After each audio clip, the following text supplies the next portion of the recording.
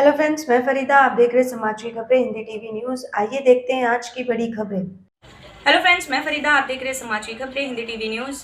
भारत देश में महिलाओं की सुरक्षा के लिए बहुत सारे कानून बने हुए हैं, लेकिन बहुत सारे लोग इस कानून का उल्लंघन करते हुए भी नजर आते हैं।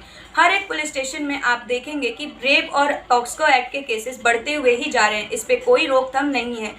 ऐसे आपको हर दिन न्यूज़पेपर, न्यूज़ चैनल में आए दिन आपको रेप केसेस के बारे में सुनने को दिखता है। ऐसे कई सारे केसेस हर एक पुलिस स्टेशन में रजिस्टर्ड है। जैसे कि हम आपको बता दें कि मालवनी पुलिस स्टेशन में 63 केसेस ऐसे रजिस्टर्ड है। इस टॉपिक पे बातचीत करने के लिए एडवोकेट कलाम जी मौजूद है। आइए देखते हैं वीडियो। तो सर, जैसे कि आप जानते हैं कि आजकल पुलिस स्टेशन में कुछ फर्जी एफआईआर भी हो जाते हैं। कुछ लोग हमारे कानून का गलत इस्तेमाल करते हैं।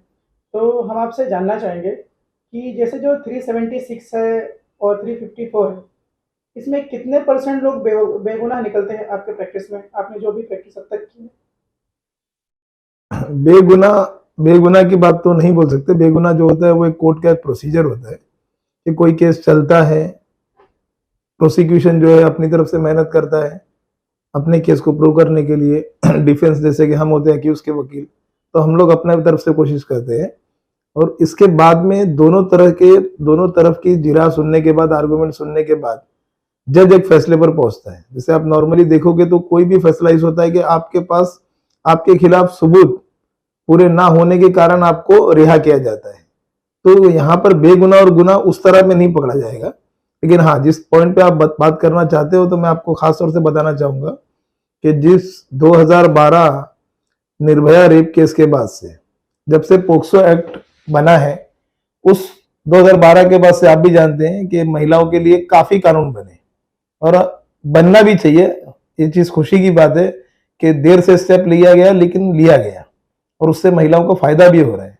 लेकिन आज मुंबई जैसे मेट्रोपॉलिटन सिटीज में आप लोग खास तौर से अगर देखोगे तो उस कानून का मिसयूज हद से ज्यादा हो रहा है।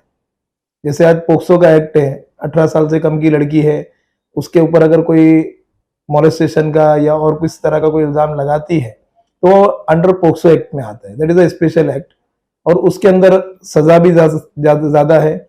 बेल के लिए भी काफी मुश्किल होती है। अगर कोई बंदा मान लो अगर बेगुनाही से अगर पोक्सो एक्ट में चला गया तो 2 साल 3 साल हम लोग खुद वकील लोग बोलते हैं कि बाबा आपको भी उतना तो सफर करना ही है, उसके बाद जो होगा होगा। तो अभी हमारी प्रैक्टिस में मैं आपको खास तौर से चीज बताना चाहूंगा कि एक चीज होती है कि रेप केस होते हैं। रेप केस सब जानते हैं कि रेप विक्टिम अगर किसी महिला के साथ अगर रेप हुआ, जो काफी दुर्भाग्य की बात है, वो महिला किसी भी स्टेज पर जाकर मुझे नहीं लगता है कि कभी भी जाकर सेटलमेंट जैसा कोई शब्द वो यूज करेगी। आपने गुजरात का भी देखा रहेगा, 20-22 साल बेस बेकरी का केस चला, लास्ट तक वो महिला अपने हक के लिए लड़ती रही। तो वो रियल विक्टिम थी, रेप विक्टिम। तो रेप विक्टिम आज हमारे प्रैक्टिस में हम लोग देख रहे हैं कि 10 अगर 376 के केसेस हो रहे, 10 अगर पोक्सो के केसेस कोर्ट में आ रहे, तो उसमें से 8 या अपन कह सकते हैं कि 9 केसेस जो है एक लेवल पर जाकर सेटल हो जा रहे हैं। लड़कियां, लेडीज आकर कोर्ट में एफिडेविट डाल रही है कि हमने मैटर सेटल कर लिया है, हमको ये केस आगे चलाना नहीं है, आप इसको छोड़ दो, मेरे को कोई ऑब्जेक्शन नहीं है। तो ये चीज जो है मुझे एटलीस्ट डाइजेस्ट नहीं होती है कि अगर किसी लड़की के साथ में रेप हुआ है और वो एक स्टेज पर आकर कहे कि आप इसको छोड़ दो, इसको बेल दे दो, मुझे कोई ऑब्जेक्शन नहीं है। तो ये सिर्फ इतना ही चीज दर्शाता है कि ये जो केस बना, वो केस बनने से पहले ही उसका कुछ अपना एक मोटिव होगा, एक पर्पस होगा केस बनाने का। वो पर्पस सर्व हो गया, उसके बाद वो सेटल हो गया मैटर। तो इस चीज पे मेरी आपके चैनल द्वारा, आपके न्यूज द्वारा मेरी आपसे रिक्वेस्ट है कि आप भी इस चीज को आगे लेके जाए कि इस पर कम से कम कोई कानून बने। जैसे सर अभी आपने फेक रेप केसेस के बारे में बताया, जैसे देश भारत में कई सारे कानून ऐसे महिलाओं के लिए, महिलाओं की सुरक्षा के लिए बने, आप उसके बारे में कुछ चर्चा करेंगे? कानून महिलाओं के लिए डोमेस्टिक वायलेंस है, पोक्सो एक्ट है, जैसे रेप को लेकर अभी हाँ रेप के लिए स्पेशली पोक्सो एक्ट बना है जी। पोक्सो एक्ट जो बना है वो स्पेशली रेप के लिए ही बना है, नाबालिग लड़कियों के तहत। 18 साल से कम की अगर किसी लड़की के साथ में कोई मोलेस्टेशन का या किसी तरह का कोई केस होता है सेक्सुअल असॉल्ट का, तो अंडर पोक्सो एक्ट में आता है। उसके बाद में 376 जो हमारे ऑलरेडी था आईपीसी में, उसके अंदर कई सारे सबसेक्शंस बनाए गए हैं महिलाओं की सुरक्षा के लिए, और ये अच्छी चीज है, ये बनना चाहिए, ये खुशी की बात है। लेकिन इसका मिसयूज जो हो रहा है उसको रोकने के लिए भी सरकार का कुछ स्टेप होना चाहिए। क्योंकि आज जो स्टेप, आज आप जेल की हालत देखोगे, थाना जेल हो गई, अथर रोड जेल हो गया, वहां पर जो हमारे पास एक्यूज छूट के आते हैं वो बताते हैं कि मोर देन 70% 80% एक्यूज इसी केसेस में अंदर बंद है। आज मैं 16-17 साल की प्रैक्टिस हो गई है, कई केसेस में रेप केस के हैंडल कर चुका हूँ, 100 के ऊपर केसेस हो चुके होंगे। मेरे खुद के केसेस में मैंने देखा कि एक लेवल पर अगर मैटर सेटल हो जाता है। सर, आपके करियर में कितने ऐसे केसेस आए रेप के जिसको सजा मिली और वाकई वो गलती हुई है? अभी सजा अगर कन्विक्शन की बात की जाएगी तो मैंने जितने केसेस हैंडल किया उसमें 376 में एक कन्विक्शन हुआ है, जो 376 में मेरा सिर्फ एक कन्विक्शन हुआ है जी। और 354 में तो कोई कन्विक्शन नहीं है। ओके। तो उनमें से वापस दुर्भाग्य की बात यह है कि मोर देन 50% केसेस जो मैंने हैंडल किए वो एक लेवल पर जाकर सेटल हो गए। तो सर, मैं, आप कितने साल से अपने करियर में? मुझे आज ये 17वां साल चल रहा है। 17 ईयर में सिर्फ आपने एक ही रेप केस अटेंड किया? मैंने मोर देन 100 केसेस अटेंड किया। मैं जिसको सजा दिलाने तो की हाँ, बात कर रही सजा मैं डिफेंस लॉयर हूँ, I am a defence lawyer. Okay. तो मैं सजा दिलाने के लिए तो पहली बात केस लड़ता ही नहीं, ओके। मैं लड़ता हूँ केस एक्यूज की तरफ से, एक्यूज के डिफेंस के लिए, उसको बचाने के लिए।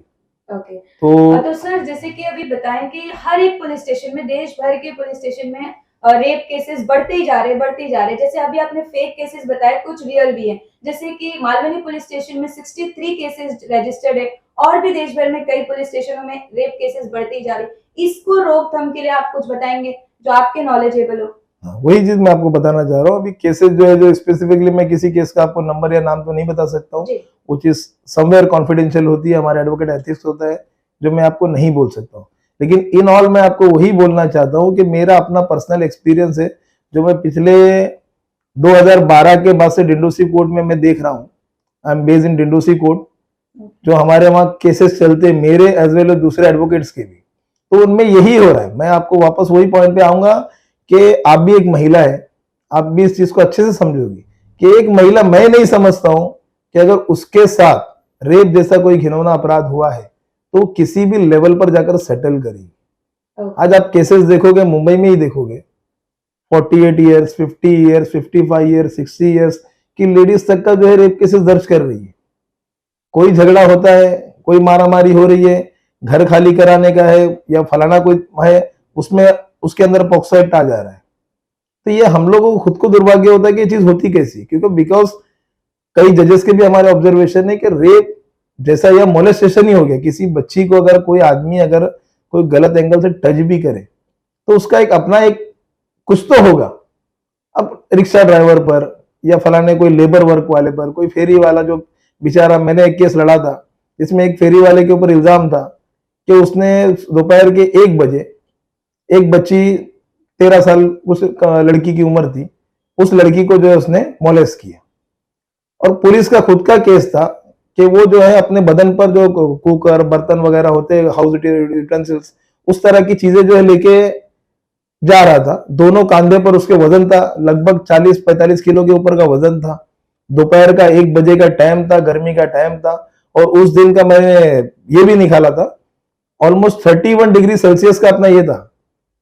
और उस टाइम पे एक औरत ने एलिगेशन लगा दी कि गली में बेचने आया था और मेरी बच्ची को उसने मोलेस्ट किया। अब मैं इस पे ये नहीं कहता कि झूठ बोली या सच बोली, लेकिन एक कॉमन मैन, एक वाइज आदमी सोच सकता है इस बारे में कि बाबा वो अपने, हाँ, उसके 3 बच्चे थे, 3 बच्चे किराए पर रहने वाला एक आदमी अपने इसमें जा रहा है। और वो एक्यूज का कहना था कि सर मैंने इसको 3 दिन पहले जो है एक कुकर मैंने बेचा था, 3 दिन के बाद मैं वापस आया सेल करने के लिए, तो ये औरत मेरे पास कुकर लेके आई और बोली बाबा ये कुकर मेरे को नहीं चाहिए। और वो नहीं चाहिए तो मैंने बोला मैं वापस नहीं लूंगा। उस बात पे उन दोनों का झगड़ा हो गया। झगड़े के बाद ये केस इस तरह से टर्न लिया। ये आरोपी का कहना था और कम फरियादी का कहना है कि इसने ऐसा किया। तो इस तरह की कई सारी चीजें अपन, आप या मैं इस चीज को नहीं डिसाइड कर सकते। इसके लिए जजेस है, कोर्ट है, और जजेस पूरी तरह से कर रहे, कोर्ट सक्षम में कर रही है। लेकिन एक कहीं स्टेप होना चाहिए कि एक इंसान के दिल में एक डर होना चाहिए कि अगर वो किसी के ऊपर अगर रेप जैसा झूठा घिनौना अपराध लगा रहा है तो उसके मन में भी कानून का कहीं ना कहीं डर होना चाहिए कि मेरे अगर ये गलत हुआ, ये झूठा हुआ, तो मुझ पे कुछ हो सकता है। या कोई ऑफिसर, पुलिस ऑफिसर, जैसे हमारे पास कई केसेस आते हैं, उसमें एलिगेशन होती है कि बाबा पुलिस ऑफिसर जो है इसमें मैनेज हो गए और उन्होंने कर दिए। मैं किसी पर्टिकुलर आदमी के बारे में नहीं बोल रहा, लेकिन अगर ऐसा कोई पुलिस ऑफिसर भी ये स्टेप लेता है कि किसी कारण से अगर वो किसी इंसान के ऊपर इस तरह से झूठा केस बना रहा है, तो उसके अंदर भी मन में एक डर होना चाहिए। तो सरकार इस पे काम करे। Any problem one solution, Faizan computers. अगर आपके पास कोई भी कंप्यूटर की प्रॉब्लम है, आपको नया कंप्यूटर चाहिए, नया लैपटॉप चाहिए, नया हार्ड डिस्क चाहिए, या आपके कंप्यूटर को रिपेयरिंग की जरूरत है, या आपके पीसी को, फर्स्ट हैंड सेकंड हैंड आपको सब मिल सकता है। जैसे कि आप नंबर देख ही सकते होगे 9769025411। अगर आपको इनसे कोई भी काम है तो आप इनसे संपर्क करें।